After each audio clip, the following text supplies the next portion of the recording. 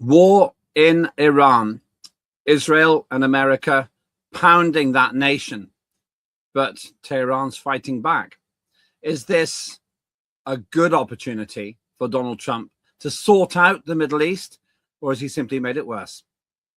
This is all wrong. I shouldn't be up here. I should be back in school on the other side of the ocean. Yet you all come to us young people for hope. How dare you! Boring. Boring. Boring. You got it work. Don't tell us what we're going to feel. We're trying to solve a problem. Don't tell us what we're going to feel. I'm not telling you. Because you're in no position to dictate that. That's Remember exactly what you're what doing. You're in no position to dictate what we're going to feel.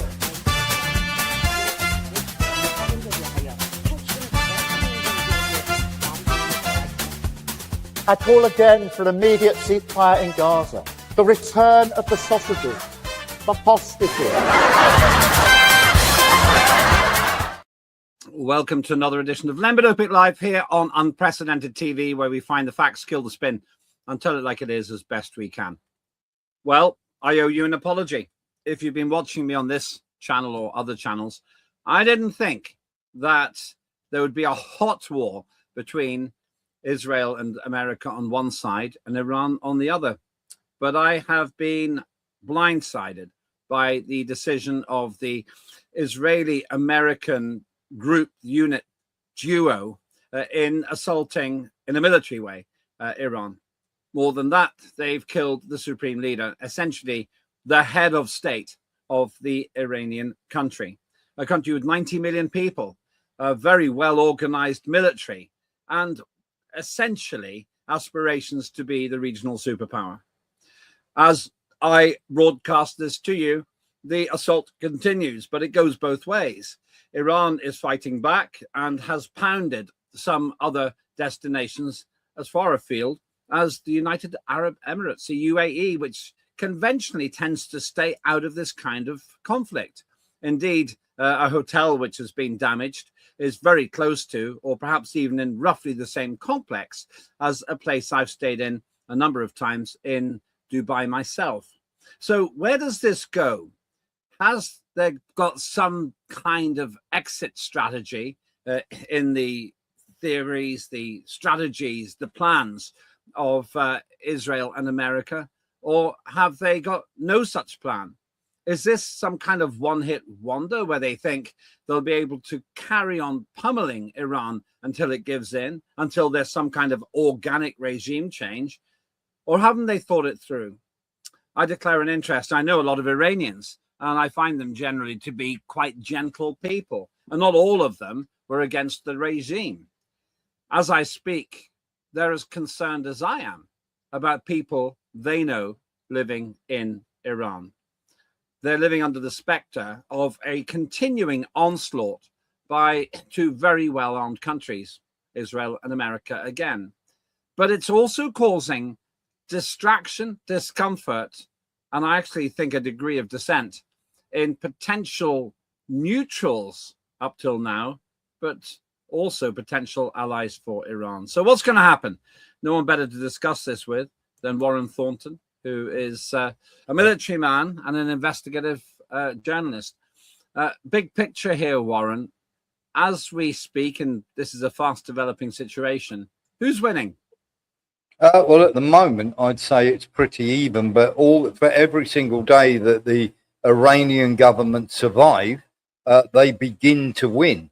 And the longer this goes on without Trump achieving and Netanyahu achieving what they set out to do, and let's be honest here, it was never about nuclear. It never has been, because, of course, they were talking about this, and, of course, they struck them for the second time while they were negotiating. And very simply, this is about overthrowing the Iranian government and putting in maybe somebody like Pahlavi or somebody else who will be more akin to what America and, of course, Israel want.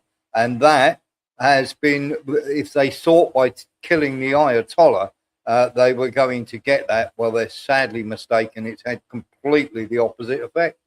Let's look at the level of violence which is taking place. There really is a huge amount of onslaught, apparently in both directions.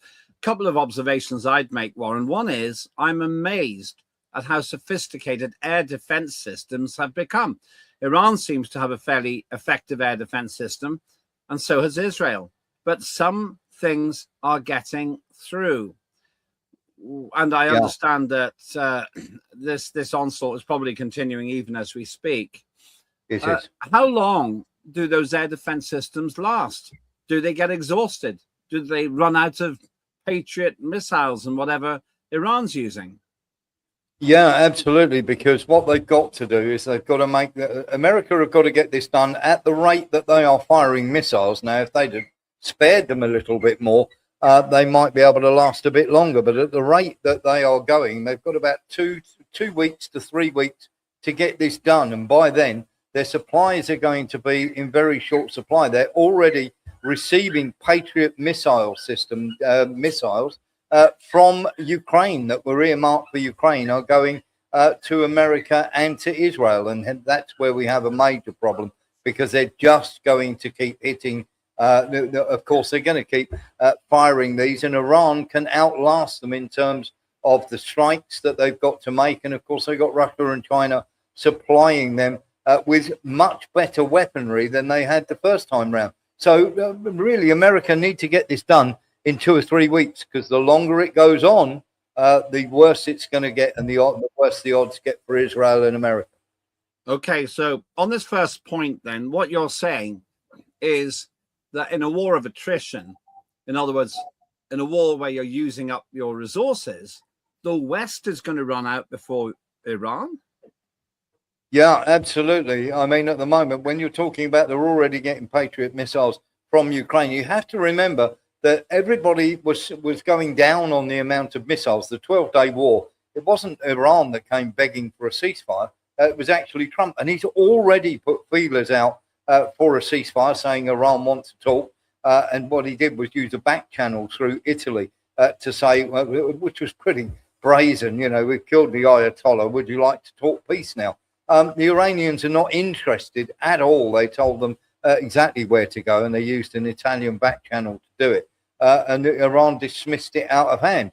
Iran have said they will decide when the war finishes, and nobody else will tell them what to do. And they, to be fair to Iran, they did warn Israel and Trump that if they started this war, Iran would carry on for as long as it took to finish it. And it seems at the moment as though they are 100% committed to doing that. And the problem that they have is America, Trump and Israel came out.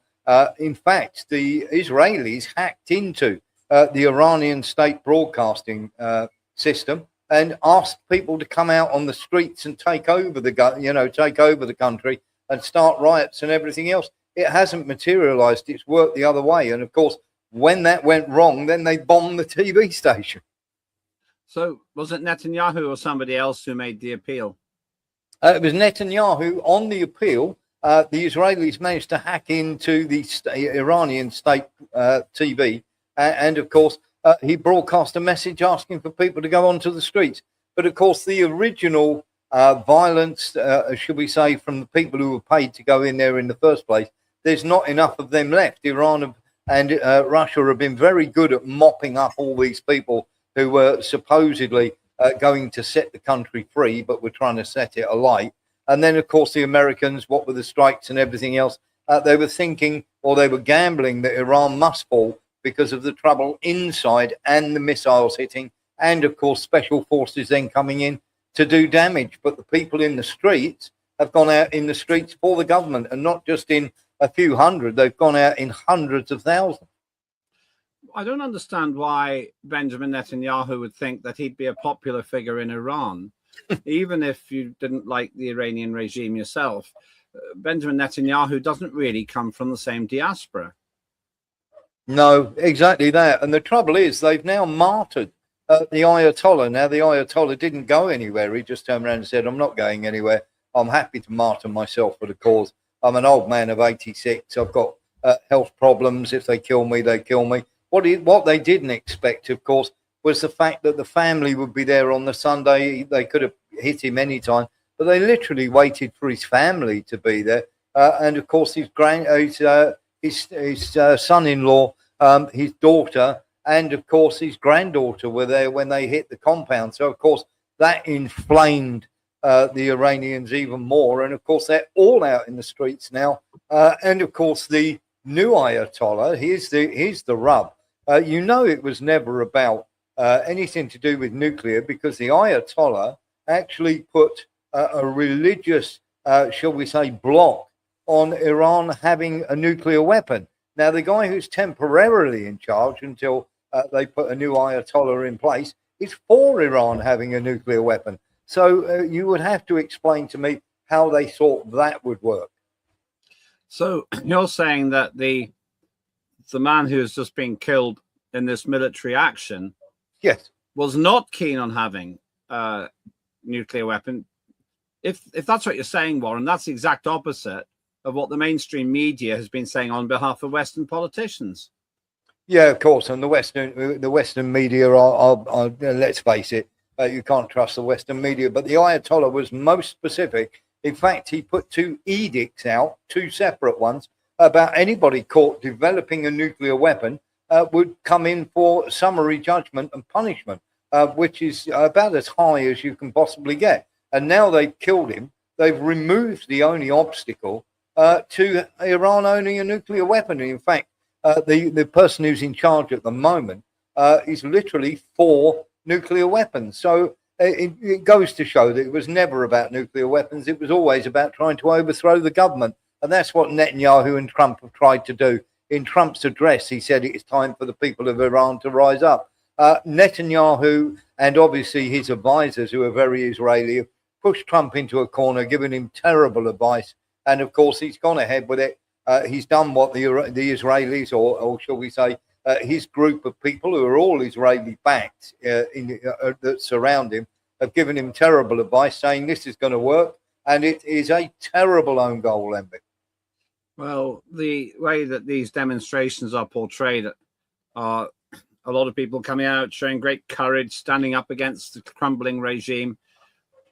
Interestingly enough, you also hear, I think, almost a grudging admission that there are also pro-government demonstrators. It's hard to know what to believe, but I think many of our viewers might be surprised by you saying that the man on the screen there who's been killed was actually a resisting force for nuclear weapons for Iran. Yeah, I mean, you can go and look it up for yourself. He's actually pronounced 2 edicts that at no stage should Iranians have weapons, and anybody caught trying to build one, of course, will face the full wrath of the law. And that would include, in Iran, of course, it being an Islamic state, the Islamic Republic, that, of course, includes summary execution as well. Well, he's been portrayed in the posthumous reviews like that one in a really, really rather negative light. So that's an interesting point that you're making. Now, next question for you is, when you look at the way that the Israelis and the Americans are pounding Iran, what do you think their game plan is? Is it really to hope that millions and millions of Iranians will now overthrow the regime? Yeah, absolutely. And what they're also hoping is just that they kill the existing leaders. Of course, they'll be able to bribe or threaten the new leaders into being of a softer stance and doing whatever they will do. And every single one who was in the government or in the army, and they have killed some leaders, they've obviously, Trump has come out and expounded the figure of 48, but they've actually killed about 8 or 9, including the Ayatollah, of these important figures. But they'd already put people in place to take over from them and named a successor. So this is never going to work. The people are not rising up. They're not able to bribe or coerce these people into overthrowing the government. And of course, the Western media is coming out with all sorts of nonsense. The problem that we have, Lembit, is these people do not have the first idea or first clue about the country they are dealing with. They think what works elsewhere works in Iran, and it quite simply doesn't. Stay with us. That's Warren Thornton. We'll come back to him to talk about the British response and what I think is the utter confusion in the head of Prime Minister Keir Starmer. I haven't got a clue where he actually stands on it, but maybe Warren can help us with that.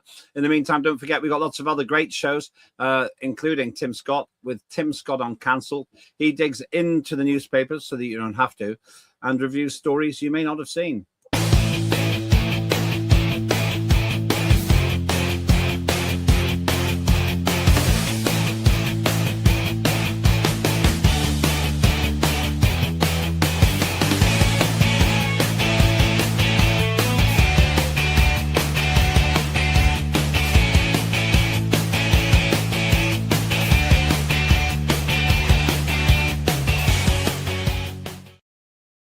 Yes, that's Tim Scott Uncancelled. Great value, very interesting. And have a look at the archive. You'll find that on at Unprecedented TV. Sorry, at Unprecedented TV on YouTube. Please do subscribe. Costs you nothing, and then you'll get all the notifications and so forth. And hopefully that you will subscribe, and that helps us a lot in all kinds of different ways. Back to Warren Thornton, though. Warren, story so far. Even as we speak, missiles being launched in both directions. People getting injured and killed. But there was a very disturbing story, which didn't get that much coverage in the West, actually. But it's pretty easy to find. More than 100 children reportedly killed in school bombing in Iran, and there's a video of it. Is this true in your view?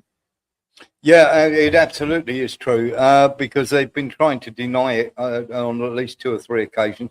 Then they tried to say it was an Iranian misfire. It absolutely wasn't true. What happened is Israel gave the coordinates, the GPS coordinates, and said that they were hiding weapons there. They weren't. It was a school. It was literally in the middle of a school. And of course, they hit this school, blew it up. They have killed so far. They're still searching in the rubble. The numbers have been going up and up and up and up. But this was an elementary school. That means between the ages of 5 and 13. And there has been some horrific sights, which I've shown on our show. They've been pulling bodies out of the rubble. There are 118 dead children so far. And the worst thing about this is Israel gave the coordinates to Great Britain. Britain did the targeting for the Americans to launch a missile at this. And of course, the Ayatollah story has taken over from all of this. But there are 118 children and maybe even more that have died at that elementary school. It is a war crime. No question that it is a war crime. And of course, nobody is putting their hand up to this. That's so shocking. When you think about Ukraine, where if Russia kills 3 civilians, it makes headlines. This isn't anywhere near the main story that we're hearing at the moment. I sadly tend to agree with you. I'm pretty sure this has happened. And that won't be the only casualty, I think. When you're actually, or set of casualties, when the bombing is this widespread, obviously you're taking massive risks with killing civilians. The death rate must be absolutely massive cause of fear for the civilians in Iran. I think this is one of the things that really bothers me. Iranians are like us. They have televisions and electricity and children and jobs and arguments with their partners and games with their kids and hopes of a holiday. And they're treated like they're some other alien species, class citizens. It is absolutely incredible. And of course, they are just turning around and saying that we have a major issue. You know, when you're killing kids like this, if this was Putin doing this, there would be a massive problem. And of course, we're getting more and more of these reports coming out, and there are more and more videos of this coming out. So there's no question that this happened. We've seen actual videos of the children that have been pulled from the rubble, and they are absolutely horrific. And of course, this straight away inflames. This has inflamed not just the people who have seen this or people online or whatever, but this has inflamed the whole country. This story has gone around the country. There are people, emergency services, people turning up to help dig through the rubble. So this isn't a story they can just dust under the carpet and go, no, this didn't happen. And of course, the trouble is with America trying to walk away from this, they're very, very annoyed with the Israelis. The UK knew that, but they all knew. The Israelis told them that it was a school and that it was using this to hide weapons. There were no weapons there whatsoever. And of course, the Americans still went ahead and did it with UK guidance. I grieve as a parent myself. I just grieve for the loss of life. I don't tend to talk very much about the Gaza Israeli thing because I've never really convinced anyone to change their view.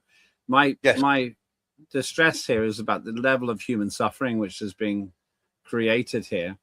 But they should be concerned on the basis that if you kill 118 children, it's going to create a reaction. Imagine if somebody in France or Germany killed 118 children in a school. Imagine if there was a terror attack in Britain that killed 118 children. Just imagine the reaction. We know what happened after Southport. It's unimaginable to me what would actually happen. But apparently, different rules apply whenever we're the aggressors, or at least when we're the ones doing the military action. You mentioned the UK. I can't make sense of what Keir Starmer believes. Let's have a listen to what he's been saying. Earlier this morning, the United States and Israel struck targets in Iran. Iran has since launched indiscriminate strikes across the region. I know the British people and communities across our country will be deeply concerned about what this means for security and stability and for the fate of innocent people across the region, which for so many of us includes friends and family members. So whilst the situation is evolving very quickly, I want to set out our response. The United Kingdom played no role in these strikes, but we have long been clear. The regime in Iran is utterly abhorrent. They have murdered thousands of their own people, brutally crushed dissent, and sought to destabilize the region. Even in the United Kingdom, the Iranian regime poses a direct threat to dissidents and to the Jewish community. Over the last year alone, they have backed more than 20 potentially lethal attacks on UK soil. So it is clear they must never be allowed to develop a nuclear weapon. That remains the primary aim of the United Kingdom and our allies, including the US.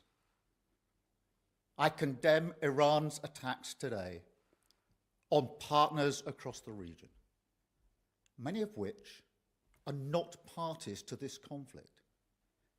We extend our support and solidarity to them as part of our commitments to the security of our allies in the Middle East.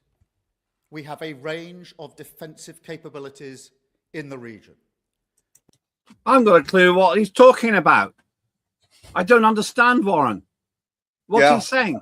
Also, is he saying that this was all about the nuclear capability? Why kill the head of the country? Why kill his opposite number in Iran if this is about nuclear capability? And they were talking about nuclear capability. The discussions were about that. Yes, yeah, exactly that. And of course, they were just used, as they always are, when they're going to strike somewhere. Let's get people talking.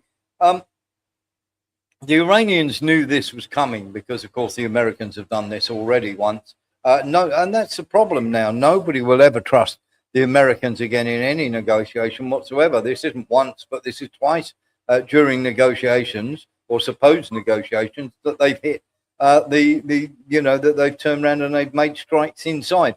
And have you noticed that they haven't hit any of the nuclear sites whatsoever in this bombardment? So that tells you that it was never about nuclear. And Keir Starmer has come out lying through his teeth, as he always does, about literally everything. Keir Starmer is a literally renowned liar on every subject. I mean, he's come out on the subject of Ukraine, on the subject of grooming gangs, And of course, in many other subjects that, of course, he's been caught not, shall we say, being economical with the truth. And this is just another one of those. Akrotiri Air Base is being used to not only ferry weapons, but also to help the Israelis and the Americans target targets in Iran. Let's have a look at some more of the pearls of wisdom from him, if we can. Which we've recently strengthened. Our forces are active, and British planes are in the sky today as part of coordinated regional defensive operations to protect our people, our interests, and our allies, as Britain has done before, in line with international law. We've stepped up protections for British bases and personnel to their highest level. We are also reaching out to UK nationals in the region and doing everything we can to support them. Well, I mean, I'd still no wiser. There's no point in watching the rest of that. It's just word salad. I have no idea where Keir Starmer stands. It's shocking. And the other thing I realise is how utterly irrelevant he's made the United Kingdom. It would have been unimaginable for America to take action like this without UK's involvement in the days of Thatcher. I didn't really like Thatcher, or days of Blair. But now we have a situation where he sits there like a squeaking sideshow, saying nothing really at all. I literally don't know if he's saying he supports the attacks, if he opposes the attacks. And by being so vague, he makes himself utterly irrelevant, Warren. He does. And of course, he is Mr. Vanilla, isn't he? I mean, absolutely.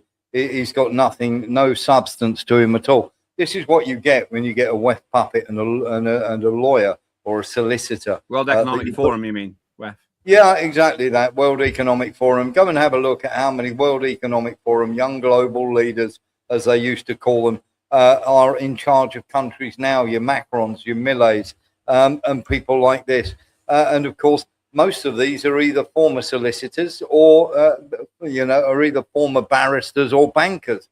You've got Carney as well in charge of Canada. So these people are not picked because they've done anything fantastic on a political spectrum. They're picked because they can basically just spout a load of nonsense and just keep covering up. These people aren't picked for their political or diplomatic intellect, Lembit.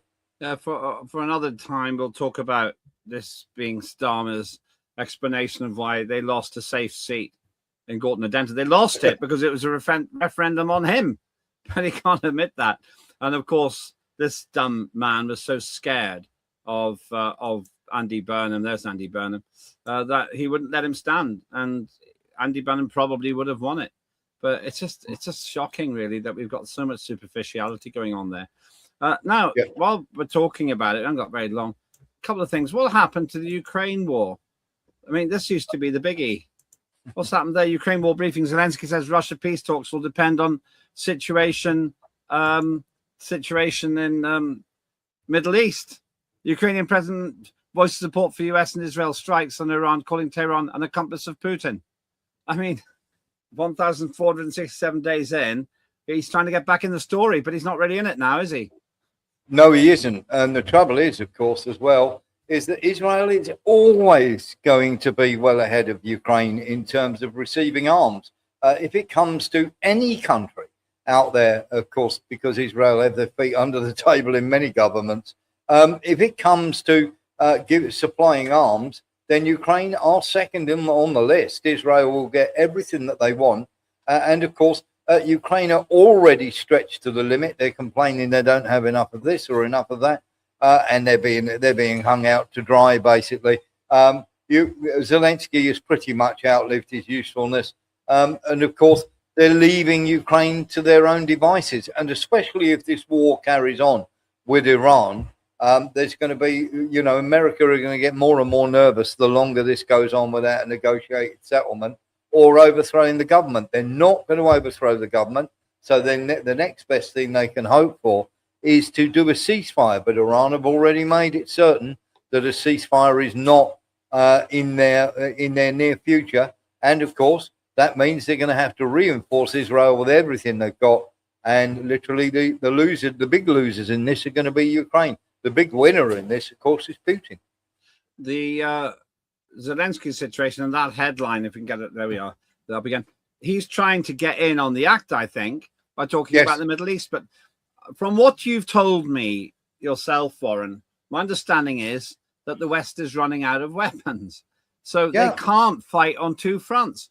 They can't fight in or fight by proxy in Ukraine and have this fight with a 90 million population country like Iran, which is pretty battle hardened, let's be honest.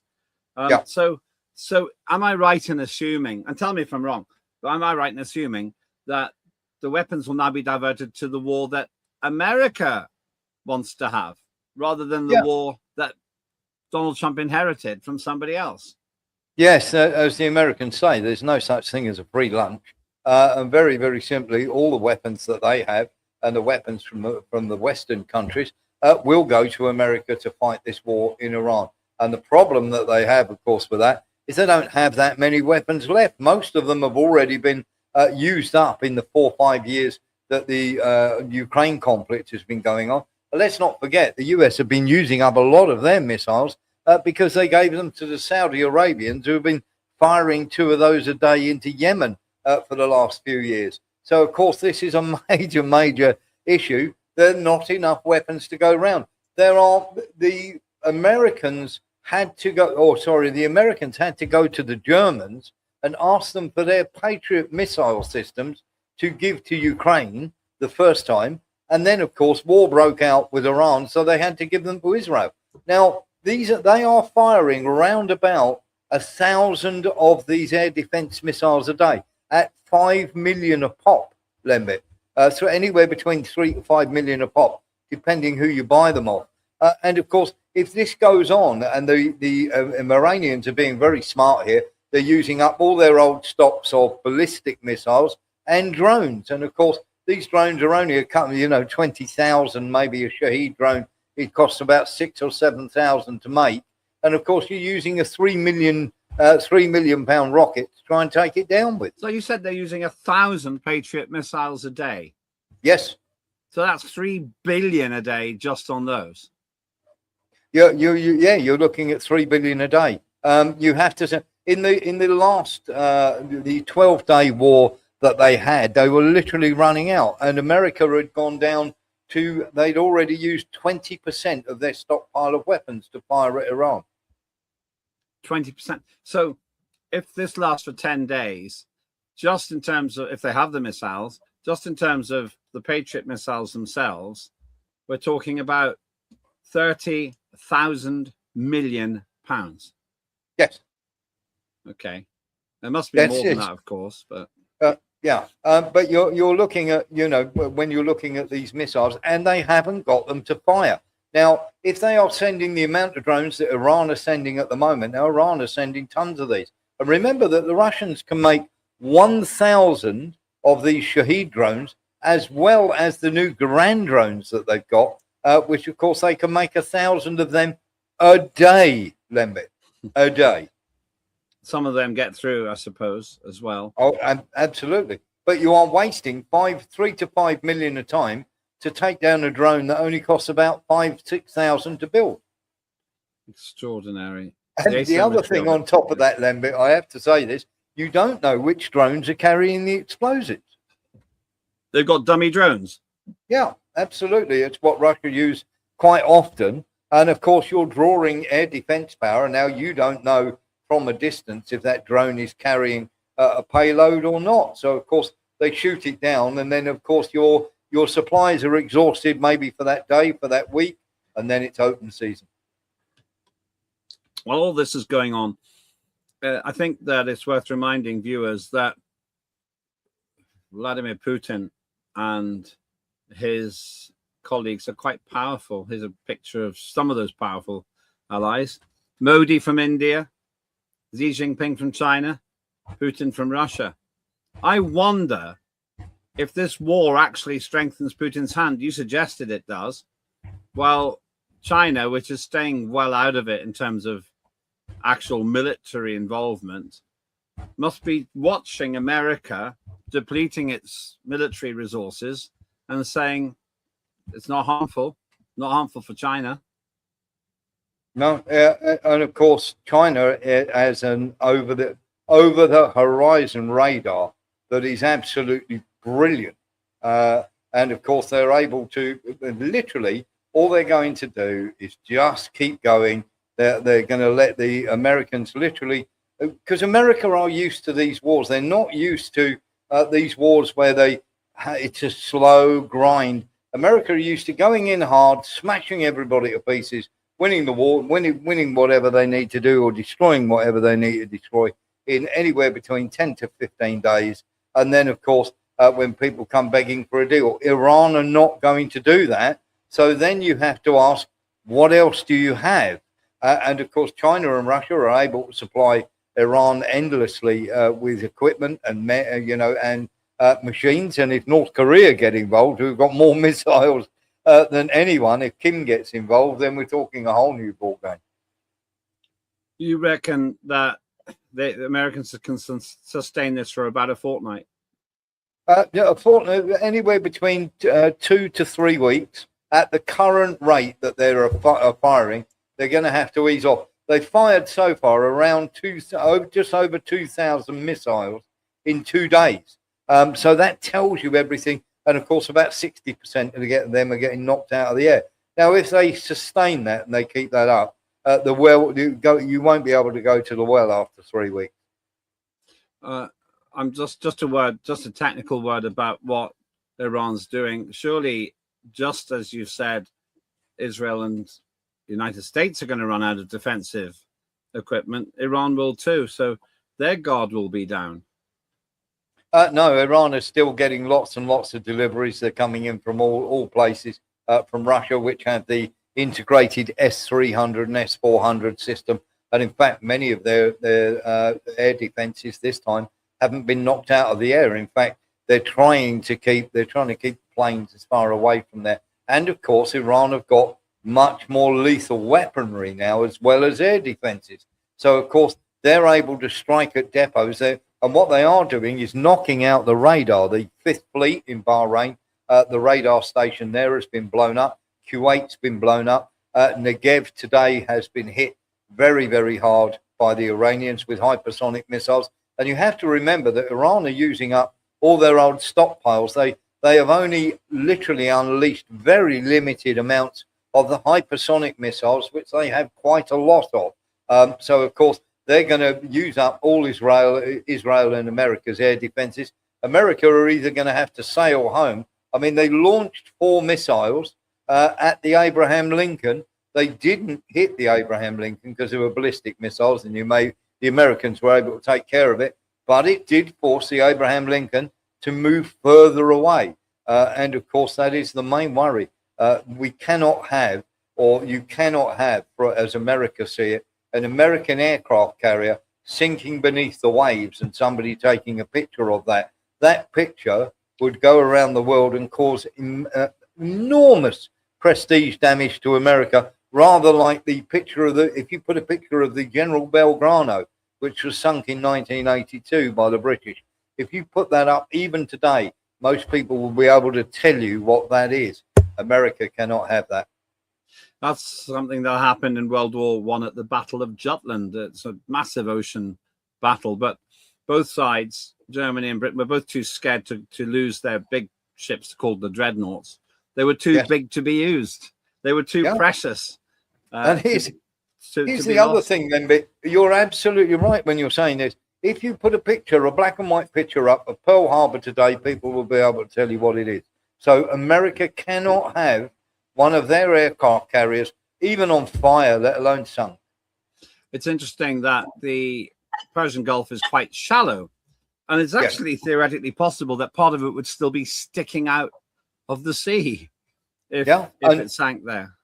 You know what these people are like. There'll be people from all over the place in the Middle East, and let's face it, when American bases are being hit, there are people in Bahrain, there are people in Oman, there are people everywhere that are cheering when these missiles are hitting American bases. So they're not popular. It doesn't matter what the regimes say that are in charge of places like Saudi Arabia and Bahrain and everything else. They're not popular with the groundswell of people there. They're actually having parties while they're watching these missiles come in and hitting the American bases and cheering it on.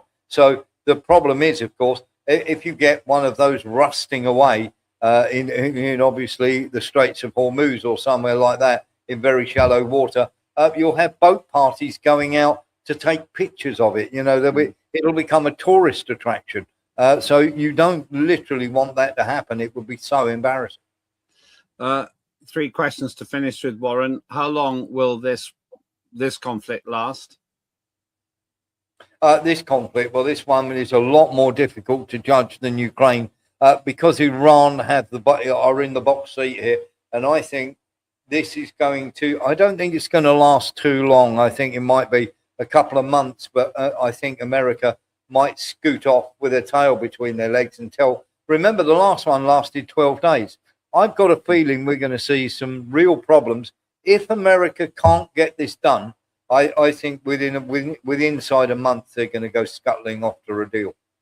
Secondly, regime change, is it going to happen? Absolutely no chance whatsoever. Thirdly, where can people find out more about your programming? Certainly, on Monday to Friday, Warren Thornton on Patreon. If they come across to Patreon, type in Warren Thornton. We have an interactive show Monday to Friday, 6 p.m. to 8 p.m. And on a Sunday night, of course, 7 p.m. to 9 p.m. is a special show because we have the wonderful Lembit Öpik from Unprecedented. Thank you very much for saying. That is Warren Thornton, who is an investigative journalist and also a military expert. I'll just add 2 thoughts of my own. I grieve for anyone who suffers as a result of political decisions to resolve matters through war. It viscerally affects me. I have to say, immensely upset and out of sorts, really, when this began, because I couldn't get the thought about those children who've been killed out of my head. The second thing is, in war, I think there are no winners. There are just degrees of losing. But the biggest losses are with the populations who have to endure the fear, the damage, the grief, and the deprivation that comes with war. I suppose my faith tells me that you should never try to settle your disputes with violence. We spend our lives telling children not to pick fights in the playground. What message does this kind of behavior on an international scale tell our children and tell the world? Please follow me on @Unprecedented on the YouTube. Please do go and see Warren Thornton at warrenthornton.com, and please do like and subscribe with us as well. I'm Lembit Öpik. That was Lembit Öpik Live on Unprecedented TV.